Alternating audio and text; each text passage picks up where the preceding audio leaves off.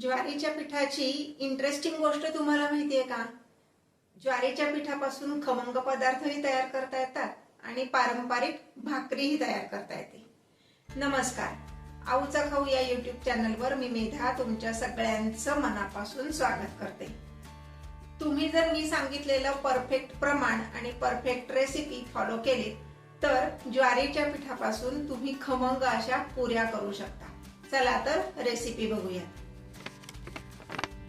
सुरुवातीला आपण कोरडा जो मसाला त्यात घालायचा आहे पुऱ्यांमध्ये तो बारीक करून घेऊया. त्यासाठी मी 1 चमचा धने आणि 1 चमचा जिरे घेतले. 1 चमचा एवढी बडीशेप घ्यायची, साधारण 1 टेबलस्पून एवढं मीठ आणि अर्धा चमचा हिंग.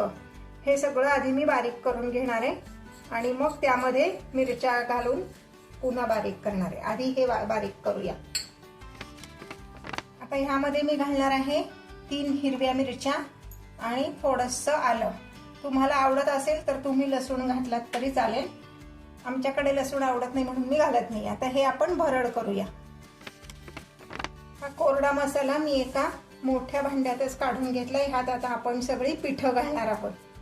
2 वाटी एवढं ज्वारीचं पीठ घ्यायचंय. ज्या वाटीने ज्वारीचं पीठ मोजून घेतलं त्याच वाटीने 1 वाटी एवढं गव्हाचं पीठ म्हणजे कणिक घ्यायची आणि त्याच वाटीने अर्धी वाटी एवढं डाळीचं पीठ घ्यायचंय. सुरुवातीला हे सगळं व्यवस्थित आपण मिक्स करून घ्यायचंय. कोरडा मसाला आणि पीठ हे सगळं आधी मिक्स करून घ्यायचंय. आता यामध्ये आपण मोहन घालणार आहोत. आता इथे मी गॅसवर कढई तापत ठेवली आहे. त्यामध्ये मी घालणार आहे 2 टेबलस्पून एवढं तेल. तेल छान कडकडीत गरम करून घ्यायचंय. कडकडीत गरम म्हणजे किती, तर आपण कढई तापल्यानंतर त्यात तेल घातलेलं आहे, त्यातनं धूर यायला लागला की ते तेल कडकडीत गरम झालं असं समजायचं. गॅसची फ्लेम मीडियम ठेवायची. हे पाणी बघितलं तर तेलातनं धूर यायला लागलेला आहे. आता गॅस बंद करायचा आणि हे तेल पिठावर घालायचंय. आता हे कडकडीत गरम केलेलं तेल आपण या पिठावर घालणार आहे.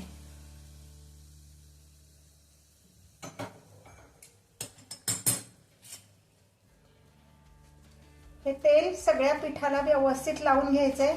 तेल खूप गरम आहे, हाताला भाजू शकतं, म्हणून चमच्याने आपण हे सगळं मिक्स करणार आहे.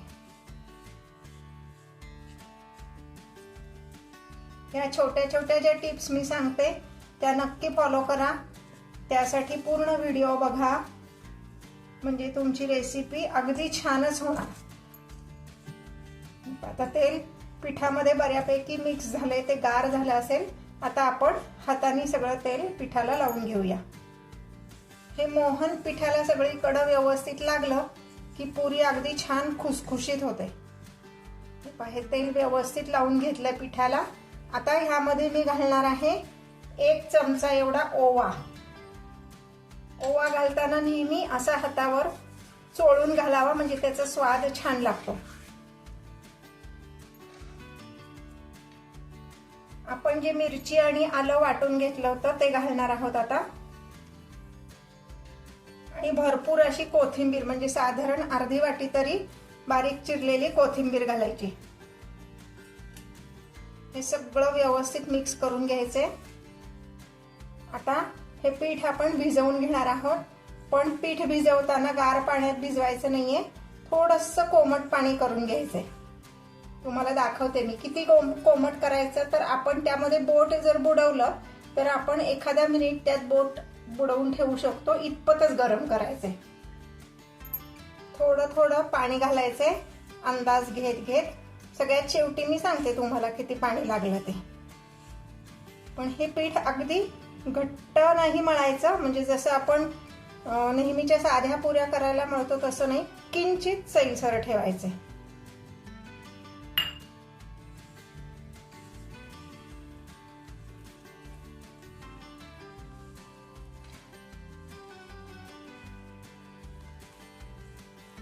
हे पीठ आता छान मळून झालेलं आहे. आपलं टोटल 3.5 वाट्या एवढं पीठ होतं, त्याला आपल्याला 2 वाट्या एवढं गरम पाणी लागलेलं आहे. हे आपलं पीठ मळून झालंय. फार वेळ नाही, एक 5 मिनिट आपण ठेवणार आहोत, कारण ज्वारीच्या पिठाला नंतर पाणी सुटतं, म्हणजे पीठ सैल होऊ शकतं. म्हणून फक्त तेल तापायला ठेवेपर्यंत आपण हे असंच झाकून ठेवणार आहे. हे पहा, किंचित तेलाचं बोट लावून आपण पुऱ्या लाटून घेणार आहोत.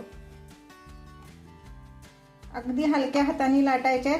ज्वारीचं पीठ ह्यामध्ये जास्ती प्रमाणात असल्यामुळं ह्याला कडेने क्रॅक जाऊ शकतात, तरी सुद्धा पुऱ्या अगदी छान टेस्टी होतात. त्यामुळं अगदी कडेने क्रॅक गेले म्हणून असं काही वाटून घ्यायचं कारण नाही. हे पहा, इतपत जाड आपण ही पुरी लाटणार आहे. मी जरा एक 5-6 पुऱ्या लाटून घेते, तोपर्यंत तेल तापतंय. हे पहा, तेल व्यवस्थित तापलेलं आहे. त्यामध्ये आपण एक चिंचेचं बुटूक टाकणार आहे. ही टीप लक्षात ठेवायची. तेल तापल्यानंतर त्यात एक चिंचेचं बुटूक किंवा आमसूल काहीही घातलं ना तुम्ही, तरी पण जो पदार्थ आपण तळणार आहे तो तेलकट होत नाही आणि तेलावर फेस पण येत नाही. आता एक एक पुरी आपण तळून घेणार आहे. कमी तेलात एक एक पुरी तळली तरी चालेल. हे पहा, कशी छान टम्म फुगली आहे पुरी.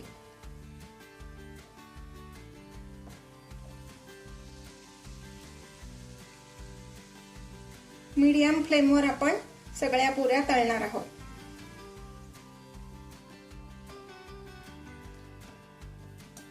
ही पुरी व्यवस्थित तळून झालेली आहे.